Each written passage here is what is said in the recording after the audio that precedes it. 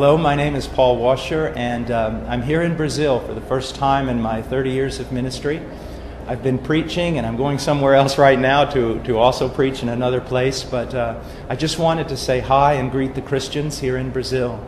I also wanted to encourage you to study the Scriptures and compare what you are learning in the Scriptures with other godly believers down through the ages. Be very careful of modern evangelicalism and all the things that are happening. Learn to walk in the simplicity of obedience. Learn to walk in holiness. Your great passion should be to be more and more devoted to the person of Christ, to understand Him, to understand what He has done for you, and to serve Him with everything that you have. We live in a very corrupt world now, a world that is very, very fallen and that expresses its anger and its animosity toward God. We should realize that living in a place so corrupt can also contaminate us. So be very, very careful how you walk. Do not walk as the foolish, but walk as the wise. Every day of your life, study the Scriptures. Live on your knees. Take every need, everything to God in prayer. For you young Christians, one of the best things I can recommend is something that I've practiced, for many years. Read through the Bible systematically. Start in Genesis and read all the way through to the book of Revelation. When you finish, start all over again. Another wonderful thing to do to help you grow in your knowledge of the Word is as you're reading through the Bible, just take a notebook, and when you don't understand something, just write out a brief question about what you don't understand, and then keep reading. The wonderful thing that will happen is this. When you turn around to read through the Bible again the second time, you'll be able to answer many of your questions with the Scriptures themselves. And as you do that, you gradually grow more and more in the knowledge of God and the knowledge of Christ. Another thing that I want to recommend to you is this. If you study the Scriptures at length, if you're studying the Scriptures for hours a day, but you do not pray, then a lot of that knowledge is just going to turn to pride.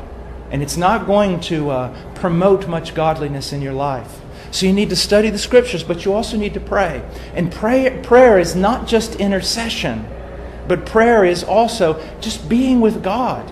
You can even study the Scriptures on your knees. A lot of times I'll get down beside my bed and lay the Bible on the bed, and I'll read through the text on my knees. And when I see things, I'll lift them up to God. When I see things in the Scriptures that I don't see in my own life, I'll ask God to help me at that very moment.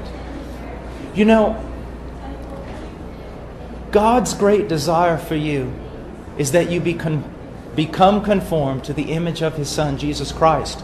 That's not going to happen if you're just apathetic and passive. Paul even talks about how we need to discipline ourselves. Now, let me just go through this again. Study the Scriptures, but not jumping around the Bible all the time. Study from Genesis to Revelation. Also, live a life of prayer. And not just prayer, another thing, Scripture memory. Because you can't have the Bible open in front of you all day long. So learn to memorize Scripture. Do you know there are people that have memorized the whole New Testament? All the Gospels, the whole book of Psalms, things like that? You can do it. I remember one time I was talking to a man who was really well known for his Scripture memory.